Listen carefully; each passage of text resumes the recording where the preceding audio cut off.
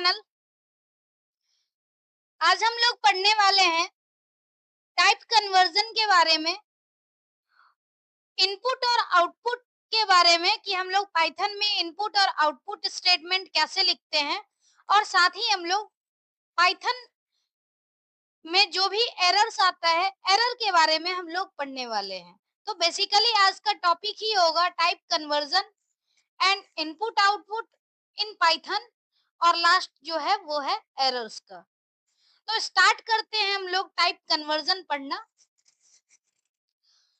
Type conversion is the process of converting the value from one data type to another.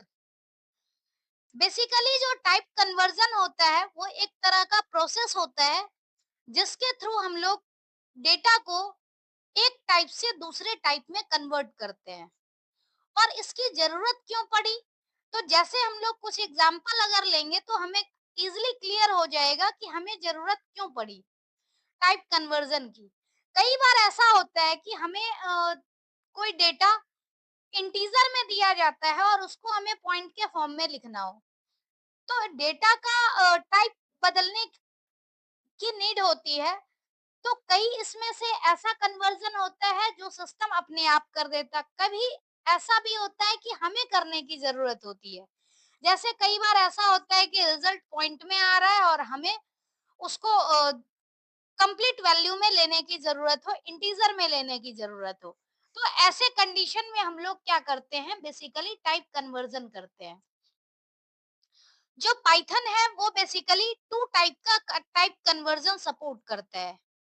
एक implicit conversion और दूसरा explicit conversion. अगर हम implicit conversion की बात करें तो इम्प्लिसिट कन्वर्जन में क्या होता है कि पाइथन जो भी कन्वर्जन करता है वो अपने आप करता है, और इसके लिए हमें किसी भी तरह का कमांड या स्टेटमेंट लिखने की जरूरत नहीं होती है, ऑटोमेटिक होता है। इसको हम लोग इम्प्लिसिट टाइप कन्वर्जन इसी वजह से कहते हैं क्योंकि इसमें यूजर का कोई इंटरफेरेंस नहीं होता, इसमें यूजर अपने आप ही सब कुछ करता है। अगर इसके एग्जाम्पल की बात करें तो एग्जाम्पल में बेसिकली एक प्रोग्राम की हेल्प लेंगे। इस प्रोग्राम में क्या किया हुआ है, पाइथन का स्टेटमेंट लिखा हुआ है num इक्वल टू 20। इससे यह क्लियर हो रहा है कि num एक डेटा टाइप है, एक वेरिएबल है, और उसका डेटा टाइप इंटीजर है क्योंकि हमने इसमें क्या की है, 20 वैल्यू असाइन करी है num1 नाम के वेरिएबल को। दूसरी अगर हम बात करें num2, और इसकी वैल्यू है 30.5, यानी num2 जो है वो फ्लोट टाइप का है। अब अगर इंटीजर में हम फ्लोट को ऐड करें तो रिजल्ट हमेशा क्या होता है, फ्लोट में आता है, क्योंकि इंटीजर जो है वो कम स्पेस लेता है और फ्लोट ज्यादा स्पेस लेता है। तो हमेशा जो कंप्यूटर करता है कन्वर्जन, उसमें डेटा लॉस नहीं होता है। इस कंडीशन में क्या होगा कि 20 प्लस 30.5, तो इससे क्या होगा, 50.5 रिजल्ट आएगा, और सम जो है वो फ्लोट टाइप में होगा क्योंकि फ्लोट टाइप में होने से क्या है, फ्रैक्शनल पार्ट का लॉस नहीं होगा। बेसिकली इस तरह का कन्वर्जन जो है वो सिस्टम करता है। अगर हम प्रिंट करें सम वन की वैल्यू को, तो सम वन की वैल्यू प्रिंट हो जाएगी 50.5। लेकिन हमें इसका अगर डेटा टाइप चेक करना होगा तो हम लोग इसका डेटा टाइप भी चेक कर सकते हैं, और उसके लिए हमें जो यूज करना होता है, टाइप फंक्शन यूज करना होता है। टाइप फंक्शन का यूज करके हम लोग किसी भी पाइथन वेरिएबल का डेटा टाइप फाइंड आउट कर सकते हैं, या कांस्टेंट का। तो यहाँ पर क्या है, प्रिंट टाइप सम, मतलब सम की जो टाइप है वो प्रिंट करने पे यहाँ पर आ रहा है क्लास फ्लोट। आउटपुट में क्लास फ्लोट लिखा हुआ आ रहा है। इससे इससे यह क्लियर हो रहा है कि पहले डेटा हमारा जो था वो इंटीजर था, फर्स्ट डेटा, दूसरा डेटा फ्लोट था, लेकिन दोनों का जब एडिशन हुआ तो फाइनल रिजल्ट हमारा फ्लोट में आया। मतलब जो फाइनल कन्वर्जन हो गया वो फ्लोट में कन्वर्ट हो गया। और ये बेसिकली डेटा लॉस को अवॉइड करने के लिए इस तरह से कन्वर्जन किया गया सिस्टम के द्वारा। इसमें हमारा कोई रोल नहीं था, यूजर का कोई रोल नहीं था। इसलिए चूंकि इसमें हमेशा क्या होता है, लोअर डेटा टाइप से अपर डेटा टाइप में कन्वर्ट होता है। इंटीजर जो है वो लोअर डेटा टाइप है, इसकी साइज कम है, और फ्लोट पॉइंट वाले वैल्यू को स्टोर करता है, तो इसको स्टोर करने के लिए ज्यादा स्पेस की नीड होती है, तो ये हायर डेटा टाइप हो गया। तो मतलब इंटीजर से जो फ्लोट में कन्वर्ट हुआ, तो ये बेसिकली डेटा टाइप को हम लोग एक टाइप से दूसरे टाइप में प्रमोट कर रहे हैं। तो इसे हम लोग टाइप प्रमोशन के नाम से भी जानते हैं। मतलब ये जो हमारा इम्प्लिसिट कन्वर्जन है, इसको हम लोग दूसरा नाम से भी जानते हैं। और दूसरा नाम क्या है, तो टाइप प्रमोशन। क्योंकि इसमें डेटा प्रमोट हो रहा है, ऑटोमेटिक कंप्यूटर इसको लोअर डेटा टाइप से हायर डेटा टाइप में प्रमोट कर दे रहा है। नेक्स्ट यहाँ पर है हमारे पास दूसरा type conversion, implicit conversion, explicit conversion. जो एक्सप्लिसिट टाइप कन्वर्जन है, एक्सप्लिसिट कन्वर्जन में बेसिकली क्या होता है कि जो यूजर है वो एक डेटा टाइप से दूसरे डेटा टाइप में कन्वर्ट करता है। और इसके लिए हमें कुछ पर्टिकुलर फंक्शन की जरूरत होती है। जैसे अगर इंटीजर में कन्वर्ट करना होगा तो इंट फंक्शन चाहिए, फ्लोट में कन्वर्ट करना होगा तो फ्लोट फंक्शन चाहिए, स्ट्रिंग में कन्वर्ट करना होगा तो str फंक्शन चाहिए। इस तरह से बेसिकली हम लोग फंक्शन का यूज करके उसके बाद इसका कन्वर्जन करते हैं। तो बेसिकली इसी तरह से हम लोग एक टाइप से दूसरे डेटा टाइप में किसी भी डेटा को कन्वर्ट कर पाते हैं। इसका अगर सिंटैक्स देखा जाए तो सिंटैक्स क्या होता है बेसिकली कि हमें किस डेटा टाइप में इसे कन्वर्ट करना पड़ता है, करे कौन से डेटा टाइप में हमें कन्वर्ट करना है, उस डेटा टाइप का नाम लिखते हैं। मतलब उससे रिलेटेड फंक्शन हम लोग लिखते हैं, और ब्रैकेट में किसको कन्वर्ट करना है वो चीज हम लोग लिखते हैं। अगर हम एग्जाम्पल की बात करें तो यहाँ पर हमने एक एग्जाम्पल लिया है num1 इक्वल टू इनपुट, और ब्रैकेट में है एंटर अ नंबर। तो बेसिकली है क्या कि यहाँ पर जो इनपुट फंक्शन है, इनपुट फंक्शन वो हम लोग यूजर से इनपुट लेने के लिए यूज करते हैं। लेकिन आपको पता होना चाहिए कि बाय डिफॉल्ट जो है वो इनपुट का टाइप होता है वो स्ट्रिंग टाइप है। अब यहाँ पर हम लोग नंबर एंटर भी करेंगे तो नंबर का जो टाइप होगा वो स्ट्रिंग होगा। लेकिन अगर हमें कोई न्यूमेरिक ऑपरेशन इसके ऊपर परफॉर्म करना है तो डेटा हमारा इंटीजर होना चाहिए। तो डेटा न्यूमेरिक है और उसे हमें इंटीजर में कन्वर्ट करना होगा। तो उसके लिए हम लोग क्या कर सकते हैं, num1 जो है ये स्ट्रिंग टाइप का है, और स्ट्रिंग टाइप से इंटीजर में कन्वर्ट करने के लिए हम लोग इंट फंक्शन का यूज कर रहे हैं। इंट num1 ये बेसिकली क्या कर रहा है, num1 जो हमने यहाँ पर इनपुट के रूप में दिया था डेटा, उसको इंटीजर में कन्वर्ट कर दिया। अब इंटीजर में कन्वर्ट करने के बाद हम लोग क्या कर रहे हैं, जो वेरिएबल है उसको 3 से मल्टीप्लाई कर रहे हैं, और 3 से मल्टीप्लाई करके फिर से उसी वेरिएबल में वैल्यू को स्टोर कर रहे हैं इस तीसरे स्टेटमेंट में, और लास्ट में वेर की वैल्यू प्रिंट कर रहे हैं। ये बेसिकली वेर1 नहीं हो, वेर1 नहीं होगा, यहाँ पर वेर नहीं होगा, प्रिंट वेर1। इससे क्या होगा, वेर1 की वैल्यू प्रिंट हो जाएगी। तो इस तरह से हम लोग क्या कर सकते हैं, किसी भी वेरिएबल की जो वैल्यू है उसको प्रिंट स्टेटमेंट की हेल्प से हम लोग प्रिंट करा सकते हैं। और हमने इसमें डेटा इनपुट कैसे देते हैं और प्रिंट कैसे करते हैं आउटपुट को, दोनों बेसिकली इस प्रोग्राम से हमने देख लिया। और हमारा जो अगला टॉपिक है वो यही है कि हम लोग इनपुट और आउटपुट स्टेटमेंट कैसे लिखते हैं पाइथन में। अगर हम प्रोग्राम के आउटपुट की बात करें तो इसमें हमने एंटर किया एंटर अ नंबर, 2 एंटर किया। तो इससे क्या हो गया, जो 2 एंट्री हुई है वो स्ट्रिंग टाइप में एंट्री हुई है।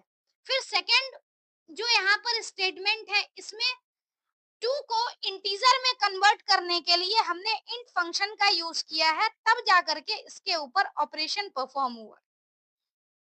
तो बेसिकली इसमें क्या होता है, कई बार डेटा का भी लॉस होता है।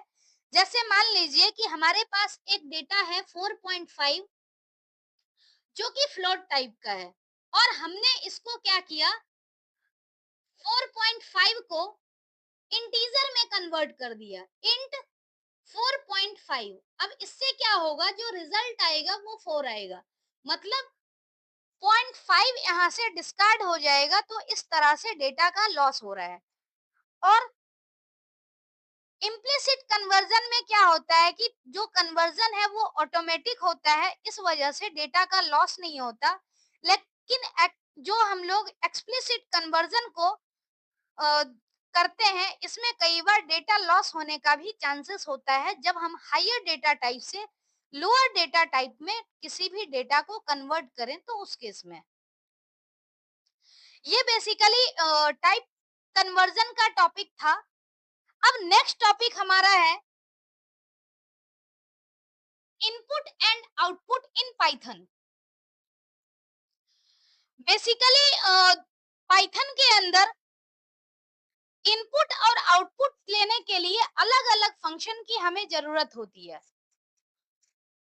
डेटा इनपुट लेने के लिए हम लोग इनपुट फंक्शन का यूज करते हैं, लेकिन ध्यान में रहे कि जो इनपुट फंक्शन का रिटर्न टाइप होता है वो बाय डिफॉल्ट स्ट्रिंग होता है। तो इसलिए जब कभी हमें न्यूमेरिक डेटा का यूज करना होगा, तो उसके लिए हम लोग इनपुट फंक्शन का यूज करेंगे, साथ में ही इसको क्या करेंगे, इंट यूज करके इसकी टाइप कास्टिंग कर देंगे, ताकि नंबर जो है वो स्ट्रिंग से न्यूमेरिक में कन्वर्ट हो सके। Explicit typecasting is required to convert input string into any other data type. यहीं पर अगर हमें फ्लोट की जरूरत होगी, तो हमें इंट की जगह फ्लोट लिखना होगा।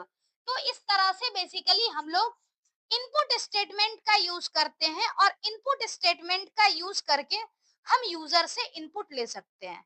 ये हमारा इनपुट स्टेटमेंट है। और इनपुट स्टेटमेंट के बाद यहाँ से हम लोग क्या कर रहे हैं, यूजर से इनपुट ले रहे हैं।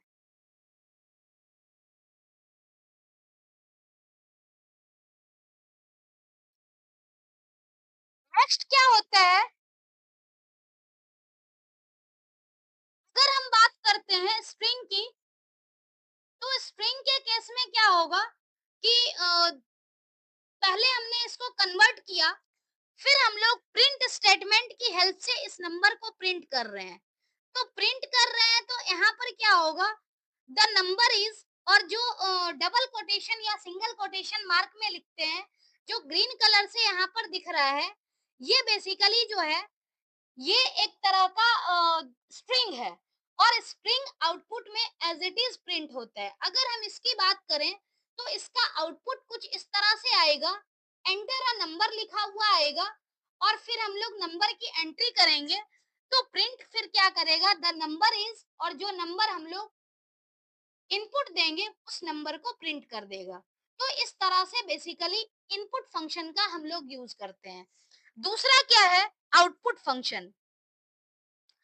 जब भी हमें पाइथन प्रोग्राम के अंदर आउटपुट स्टेटमेंट लिखना होता है, तो आउटपुट स्टेटमेंट के लिए बेसिकली हम लोग प्रिंट फंक्शन का यूज करते हैं, और प्रिंट फंक्शन की हेल्प से हम लोग किसी भी आउटपुट को स्क्रीन पे प्रिंट करवा सकते हैं। जैसे दूसरे एग्जाम्पल में भी देखें और पहले एग्जाम्पल में भी देखें, तो यहाँ पर क्या है कि प्रिंट फंक्शन का यूज किया हुआ है। पहला एग्जाम्पल तो सिर्फ हमने क्या किया है, नंबर की एंट्री कराई और नंबर को प्रिंट कर दिया। अगर दूसरे एग्जाम्पल की बात करें, तो दूसरे एग्जाम्पल में क्या है, इनपुट फंक्शन की हेल्प से हम लोग एक नंबर को प्रिंट करवा रहे हैं, नंबर इनपुट दे रहे हैं। नंबर इनपुट देने के बाद हमने इंट फंक्शन का हेल्प लेकर के नंबर को इंटीजर में कन्वर्ट किया, और नम नाम के वेरिएबल में स्टोर करवा दिया है। जो भी हम लोग इनपुट देंगे वो नम नाम के वेरिएबल में स्टोर हो जाएगा। फिर हमने इस नंबर का क्यूब निकाला 3 टाइम, नम को मल्टीप्लाई करके, अब जैसे नंबर अगर हमने मान लो कि 5 ले लिया, एंटर किया 5, तो ये 5 चूंकि बाय डिफॉल्ट स्ट्रिंग टाइप में था, तो स्ट्रिंग टाइप से कन्वर्ट हो गया ये इंटीजर में। अब इंटीजर में कन्वर्ट होने के बाद 5 मल्टीप्लाई हुआ 3 टाइम सेकेंड स्टेटमेंट की हेल्प से, और इसका जो रिजल्ट है नम क्यूब नाम के वेरिएबल में स्टोर हो गया।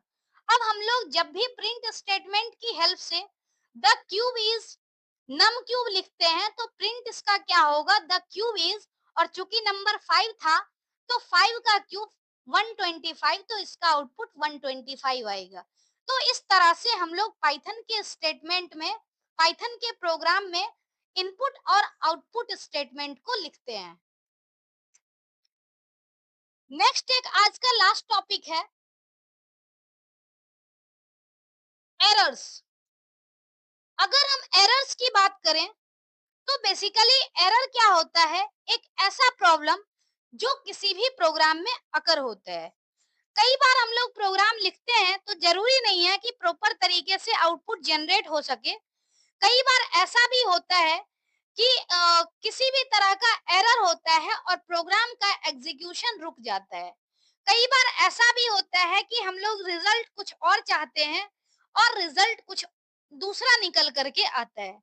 तो बेसिकली ये सब जो है वो एरर की कैटेगरी में आता है कि हमारा आउटपुट कुछ और था और प्रोग्राम रन करने के बाद या तो एरर जनरेट हो रहा है या फिर अनएक्सपेक्टेड रिजल्ट आ रहा है। तो बेसिकली अगर हम एरर की बात करें तो एरर 3 तरह से होता है। एक होता है सिंटैक्स एरर, एक होता है लॉजिकल एरर और एक होता है रन टाइम एरर। अगर हम सिंटैक्स एरर की बात करें तो सबसे पहले हम लोग यही जानते हैं कि सिंटैक्स क्या होता है। बेसिकली सिंटैक्स क्या है, सिंटैक्स एक ऐसा रूल है, वो किसी प्रोग्रामिंग लैंग्वेज को के स्टेटमेंट को लिखने के लिए डिफरेंट टाइप का रूल डिफाइन किया गया है। हम लोग कभी भी प्रोग्रामिंग लैंग्वेज का यूज करते हैं तो प्रोग्रामिंग लैंग्वेज लिखने के लिए वेरियस रूल डिफाइन किया गया है और उस रूल को हम लोग सिंटैक्स बोलते हैं। अगर सिंटैक्स में किसी भी तरह की दिक्कत आ जाए, प्रॉपर तरीके से अगर हम लोग सिंटैक्स को नहीं लिखते हैं, रूल का फॉलो नहीं करते हैं, तो वहां पे एरर जनरेट होता है और उसी एरर को हम लोग सिंटैक्स एरर कहते हैं। They prevent the code from executing and are detected by Python interpreter before the execution of program begins. जब कभी भी हमारे प्रोग्राम में सिंटैक्स एरर आता है तो पाइथन इंटरप्रेटर जो है वो बेसिकली डिटेक्ट कर लेता है और प्रोग्राम का एग्जीक्यूशन नहीं हो पाता।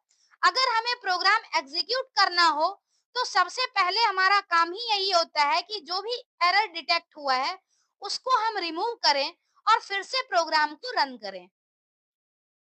तो बेसिकली ये सिंटैक्स एरर हुआ। अब अगर बात करते हैं कॉमन सिंटैक्स एरर की, तो कॉमन सिंटैक्स एरर क्या-क्या होता है? कुछ एग्जांपल है जैसे पैरेंथेसिस मिसमैच, कि हमने जैसे मान लो कि किसी भी प्रोग्राम में पैरेंथेसिस ओपन कर दिया और क्लोज नहीं किया है। ऐसे भी कभी ऐसा भी होता है कि हमने ओपन 2 बार किया है, क्लोज 1 बार किया है, तो ये एरर हो सकता है। स्पेलिंग मिस्टेक हो सकती है कीवर्ड लिखने में। कई बार जैसे हम लोग कीवर्ड लिखने टाइम में गलत कर दें कि स्मॉल की जगह कैपिटल लिख दें। हालांकि कीवर्ड जो है वो 3 ही कीवर्ड ऐसे हैं जिसका स्टार्टिंग कैपिटल लेटर होता है, अदरवाइज सारे स्मॉल लेटर में लिखे जाते हैं। लेकिन हो सकता है कई बार हम उसको कैपिटल में लिखना स्टार्ट कर दें, तो इससे क्या है प्रोग्राम में एरर जनरेट होता है। कई बार इंडेंटेशन, मतलब जो ब्लॉक होते हैं, बेसिकली हम लोग इसको फ्लो ऑफ कंट्रोल वाले में इंडेंटेशन वर्ड को पढ़ेंगे। इंडेंटेशन का मतलब ही है कि जैसे हमने एक लाइन में किसी प्रोग्राम को लिखा, अब अगला स्टेटमेंट जो है वो हमें एक लाइन आगे से लिखना हो। इसका मतलब क्या है कि जो ऊपर की स्टेटमेंट है इसके इनसाइड दूसरी स्टेटमेंट है। तो यहाँ से भी एरर जनरेट होगा। कई बार जैसे हमने कंडीशन दे दी इफ, और कंडीशन दिया और प्रिंट स्टेटमेंट हमें यहाँ से लिखना हो, ये बेसिकली करेक्ट इंडेंटेशन है।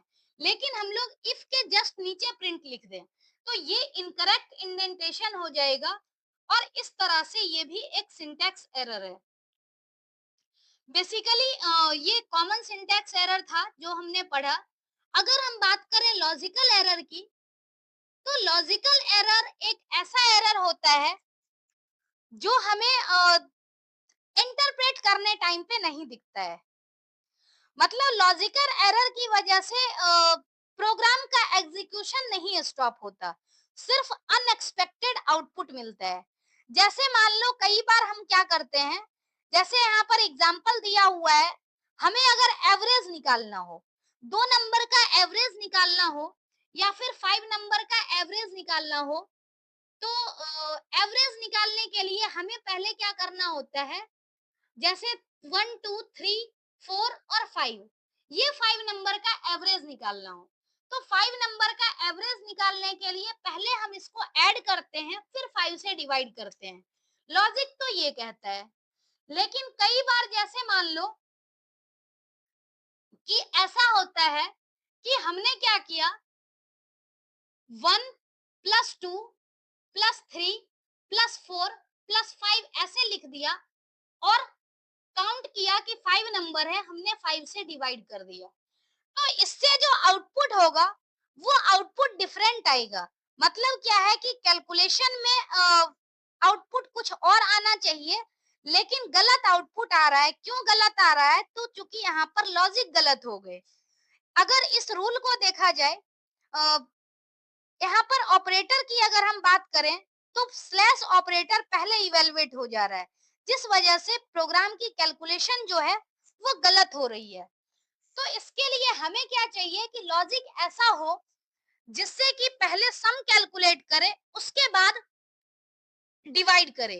तो इस केस में हम क्या कर सकते हैं, यहाँ पर ब्रैकेट पैरेंथेसिस लिख सकते हैं। तो इससे क्या होगा कि पहले ऐड करेगा, फिर उसके बाद डिवाइड करेगा। तो इस तरह से हमें लॉजिक लिखना जरूरी होता है।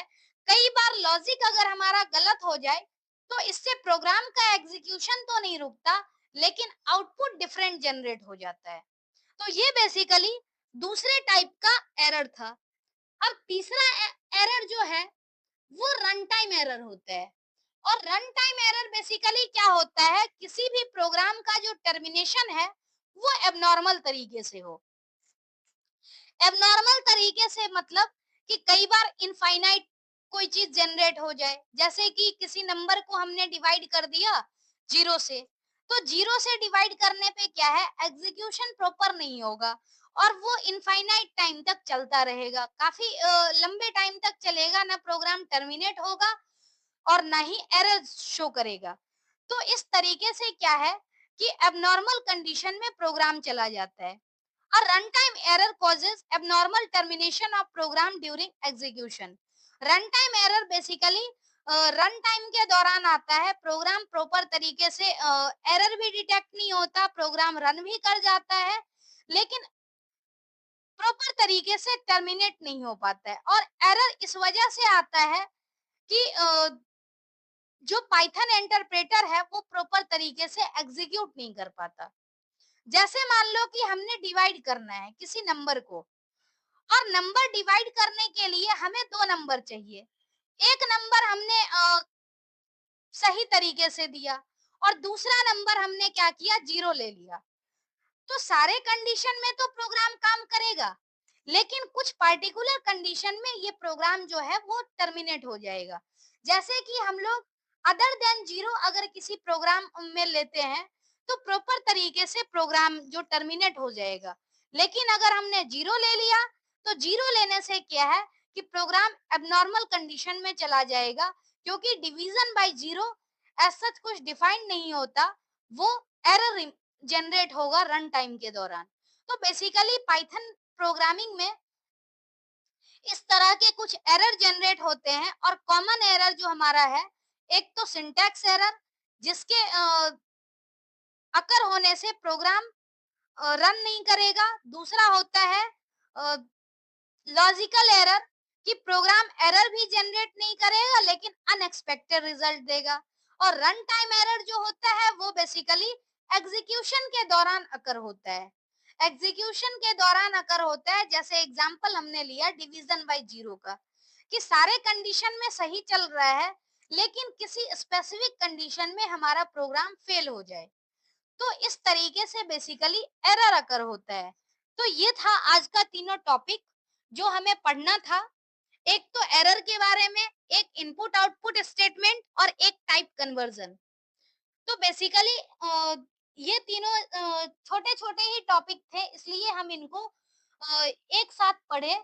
और जो हमारा नेक्स्ट टॉपिक होगा वो बेसिकली फ्लो ऑफ कंट्रोल का होगा, तो उसको हम अगली वीडियो में करेंगे। अगर इसी में कंटिन्यू करेंगे तो शायद वीडियो वीडियो ज्यादा लंबा हो जाए, तो हम लोग पार्ट बाय पार्ट ही करेंगे ताकि इजी वे में हमें समझ में आए। तो आज के लिए इतना ही। Thank you. Thank you so much.